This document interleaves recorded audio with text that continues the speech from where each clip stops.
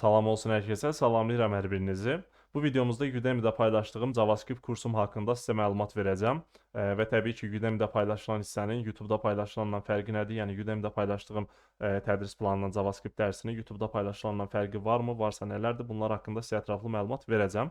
İlk öncə burada sağ düyməni edib inspect eləyək, çünki bu kamera bağlamasın bu bölmələr hissəsini. Baxın, burada fikir versəz, praktikalar, o obyekt yönlü proqramlaşdırma və s. burada qeyd etmişəm. Bu praktikalarda açmışam yuxarıda, fikir verin. Burada göstərəcəm praktik olaraq sizə. Yəni hansı praktikaları işləmişik bu kurs tərkibində. İlk öncə onu bildirim ki, çox sevincliyəm həqiqətən. Niyə görə? Çünki 11 ayda artıq mən bu kurs üzərində əziyyət çəkirəm və burada fikir versəz 45.5 saatlıq tədrisdir. İnanın ki, məncə bunun qədrini bilirsiniz. Bu Azərbaycanda JavaScript deməyək, ümumi proqramlaşdırma deyək, proqramlaşdırma sahəsi üçün, ekosistemi üçün çox böyük uğurdur, tövhədir. Niyə görə? Çünki bunu belə deyək də həm YouTube-da, həm Udemy-də paylaşılan hissələri, tam formada paylaşılan hissələri mən tam açığı çox görməmişəm və çox sevincliyəm, çox qürurluyam bunun üçün. İlk öncə bunu bildirim. Və həm də Udemy-də paylaşılan hissə belə deyək də YouTube-da izləyən şəxslər mənə çox bildirirdi ki, sizə necə dəstək ola bilərik.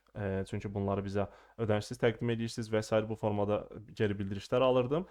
Bu da Udemy-də paylaşılan hissədir. Təbii ki, qeyd eləyəcəm qiyməti haqqında, daha sonra necə əldə edə bilərsiniz, onlar haqqında ətraflı məlumat verəcəm ki, deməli videonun aşağı hissəsində, altında açıqlama hissəsində deməli kursun linkini paylaşacağam, Udemy-də paylaşılmış hissəsini.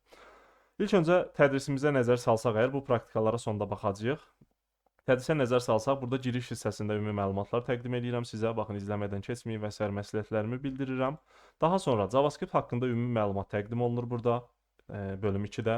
Bölüm 3-də VS Code haqqında danışmışıq, extensionlar və s. Bölüm 4-də baxın, hər birini bölüm-bölüm yazmışam və fikir verin, hər birində də qaynaqlar hissəsi var burada.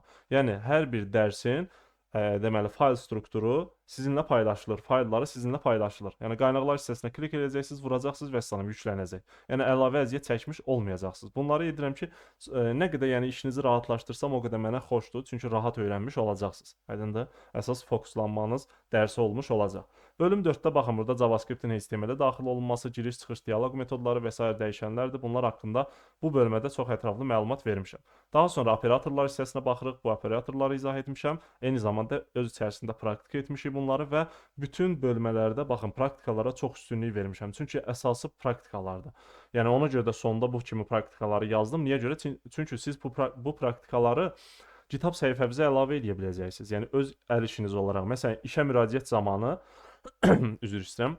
Hər hansı bir işə müraciət zamanı sizdən GitHub səhifəsi istənildiyi zaman siz bu layihələri ora yüklədiyiniz üçün zaten bunları görəcəklər orada. Görəcəklər ki, bu insan JavaScript-də bu layihələri işləyib artıq. Yəni bunları istifadə edib. Bu sizin üçün nə qədər üstünlükdür. Həm praktikanızın artırılması üçün, həm də sizin portfolyonuzdur. Layihə belə deyək də layihələrinizdir. Aydındır? Onun üçün də bu layihələri işləyərək siz öz portfolyonuzu genişləndirmiş olacaqsınız. Daha sonra baxın, burada JavaScript-də təməllər 2 hissəsi var. Burada praktika etmişik həmən sonda. Yəni burada fikir verin, təməllər 1-dən danışmışam. Operatorları keçmişəm, daha sonra təməllər 2-ni demişəm. Daha sonra burada şərt blokları var. Fikir verin, if və else praktikası həmən, switch case həmən praktikası, bunları yazmışıq. Daha sonra dövrlərdir, fikir verin. Baxın, dövrlər haqqında ümumi məlumat vermişəm. Niyə görə bu dövrlər var və s. bunlar haqqında ətraflı danışmışam. Yəni, niyə görə bilməliyik biz bunu. Daha sonra for dövrü həmən praktikası, while dövrü həmən praktikası, do while dövrü həmən praktikası. Daha sonra break continue haqqında danışmışam, öz içərisində praktikada etmişik. Daha sonra tooltip və breakpoint haqqında danışmışıq bölüm 9-da. Funksiyalar haqqında bölüm 10-da danışmışıq. Sonda praktika etmişik. Funksiyaları çox detaylı sizə izah etməyə çalışmışam. Burada obyektlər hissəsində bölüm 11-də obyektlərdən danışmışıq. Daha sonra bölüm 12-də massivlər, yəni arraylərdən danışmışıq. Həm də burada praktikasını etmişik. Daha sonra stringlərdə baxın, yəni bölüm 13-də stringlər haqqında danışmışıq, onun metodları haqqında danışmışıq və praktika etmişik. Produkt aktaran bir, belə deyək də, layihə yazmışıq. Baxın, bu layihələr də hər biri sizin üçün portfolyodur. Siz hər birini GitHub hesabınıza əlavə edə bilərsiniz. Aydındır, yəni bu sizin də artıq. Siz bunları əlavə etməklə göstərirsiniz ki, mən bunları işləmişəm. Təbii ki, özünüz işləməkdə, yəni buradan yükləyib GitHub-a atmağı demirəm. Özünüz yazırsınız bunu. Mən dərsdə izah etdikcə siz də bunu yazırsınız. Daha sonra artıq onu deməli paylaşa bilirsiniz. Primitiv və referans taypları haqqında bölüm 14-də danışmışam. Bölüm 15-də mat və date haqqında danışmışam və burada praktikasını etmişik. Konsolda saat hazırlamışıq.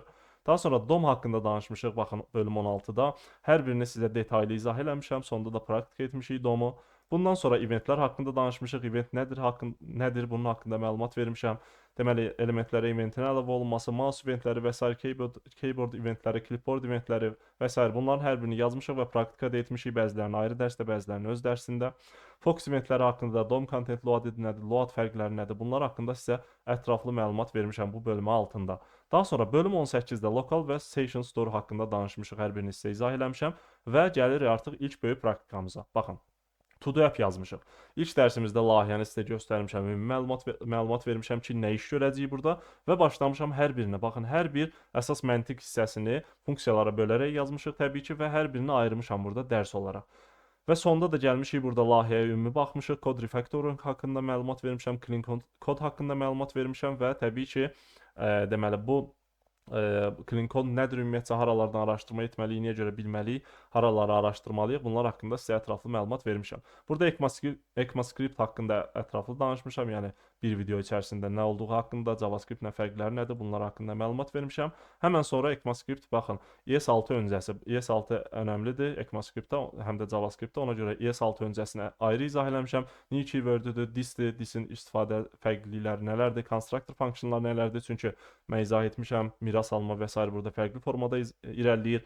Daha sonra burada fikir verin, baxın 27-ci bölmədə obyekt yönümlü proqramlaşdırmanı keçmişəm, JavaScript-də istifadə olunan hissəsini və necə olur ki, constructor funksiyonlara çevrilir və s. bunlar haqqında ətraflı məlumat vermişəm. Proto və prototype haqqında danışmışıq bölmə 21-də.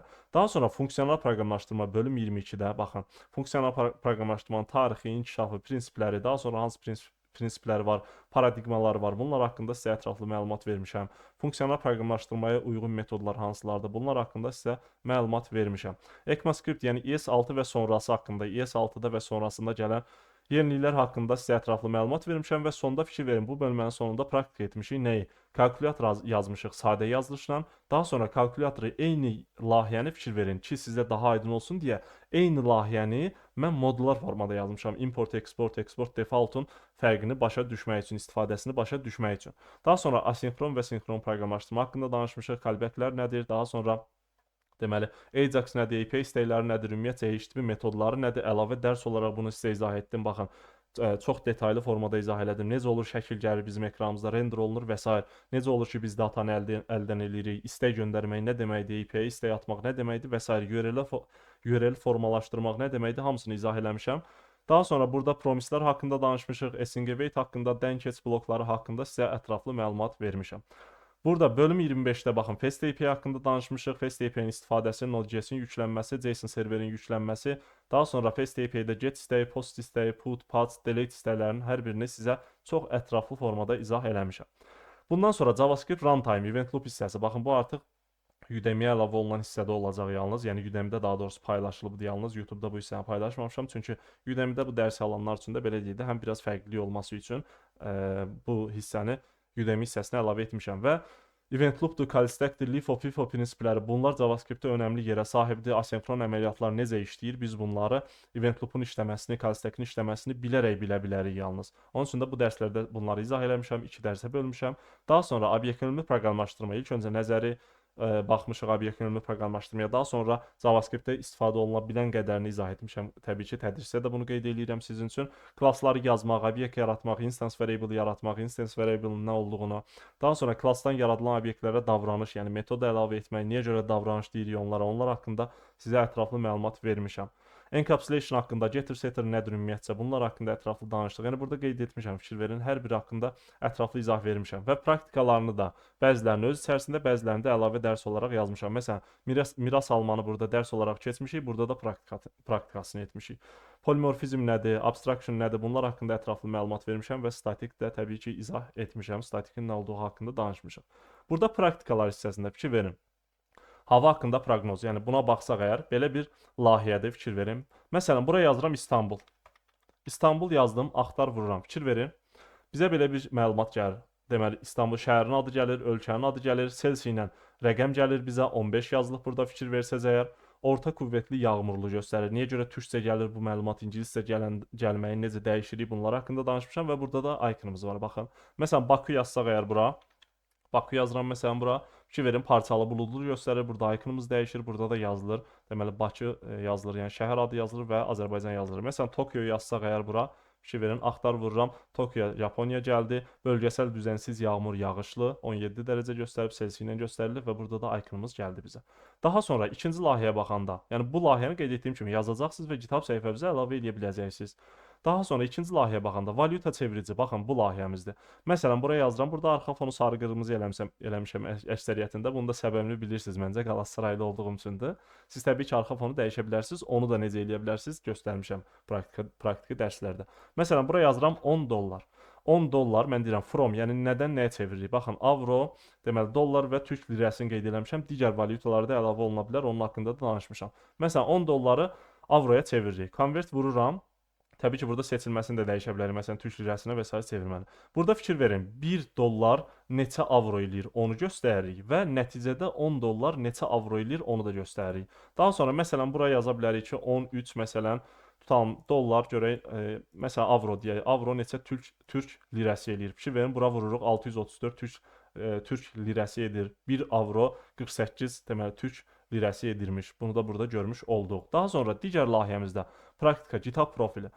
Burada da artıq baxın API istifadə edilir. Bu layihələrin hər birində API istifadə edirik. Yəni siz burada API-nin istifadəsi, datanın qəbulu, errorların idarə olunması və s. hər birini görmüş olacaqsınız. Məsələn, Rəsul Jangirli yazıram bura. Fikir verin, öz GitHub səhifəmi yazıram. Search eləyirəm.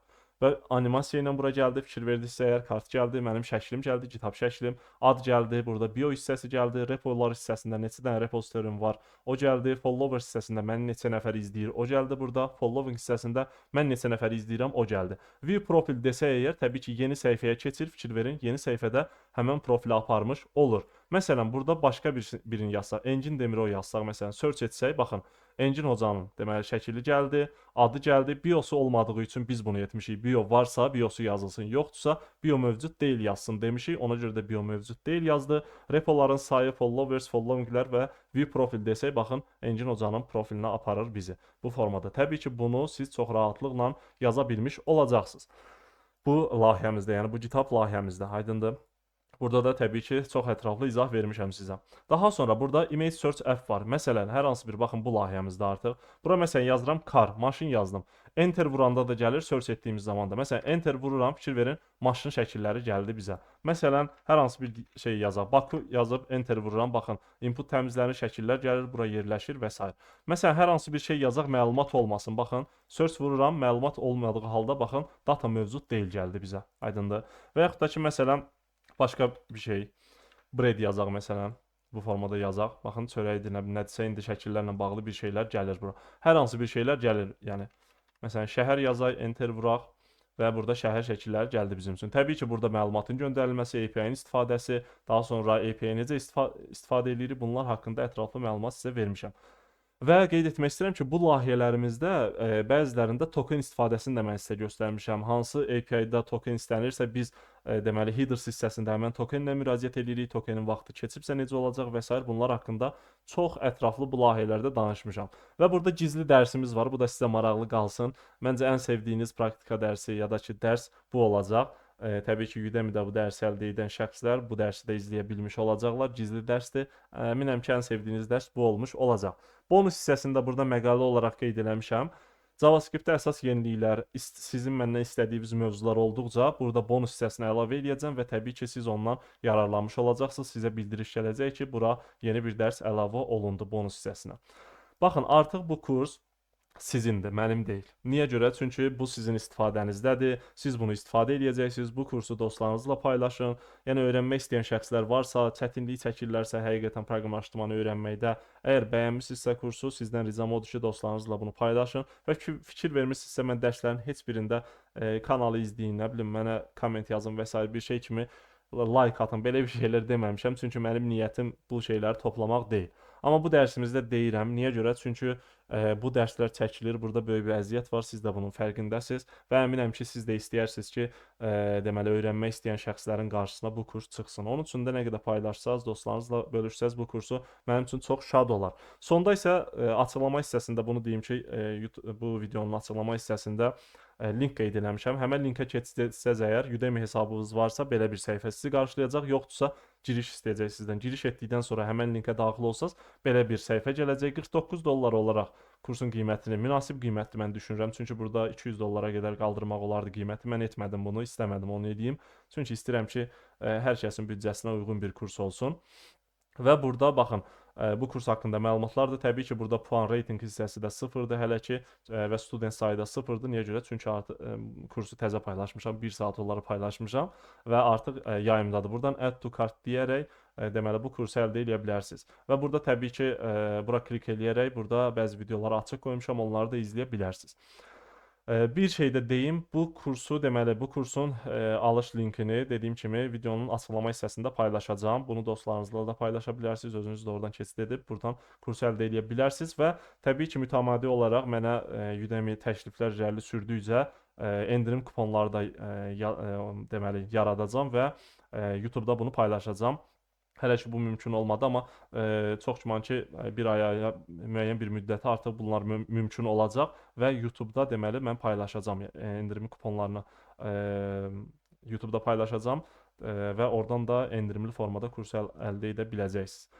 Bu formada, yəni ümid edirəm ki, mənim qədər siz də sevinirsiniz, çünki bu videoları izləmisiniz. Deməli bu Udemy hissəsində də hansı hissələr əlavədir, hansılar ki sizə əsasdır, bunları bildiniz və ümid edirəm ki, sizin üçün, proqramçılar üçün, proqramlaşdırma mühiti üçün, Azərbaycanda proqramçılar üçün ümumiyyətcə bu kurs çox faydalı olar. Həqiqətən çox sevincliyəm, çox qürurluyam. Özümü təbrik edirəm, həm də sizi təbrik edirəm ki, belə bir kursa sahib oldunuz. Bu da məndən sizə bir hədiyyə olsun. Bu kurs məndən sizə hədiyyə olsun. Həqiqətən qeyd etdiyim kimi çox böyük əmək var, çox böyük belə deyə də əziyyət var bu kursun üzərində. Onun üçün də məncə bu kursun qədrini hamımız bilməliyik. Sevirəm sizi və növbəti dərslərdə təbii ki, görüşəcəyik. Dərslərimiz dayanmır. Digər texnologiyalardan dərslərimiz olacaq və YouTube-da da, Udemy-də də bu dərsləri paylaşacağam. Təbii ki, bunlar haqqında sizə də məlumat verəcəm. Uğur olsun. İnşallah hardasa görüşdüyümüz zaman bir-birimizi xoş xatırlamaq bizə qismət olar. Sağ olun, Allah'a əmanət olun. Ümid edirəm ki, kurs sizin üçün faydalı olar.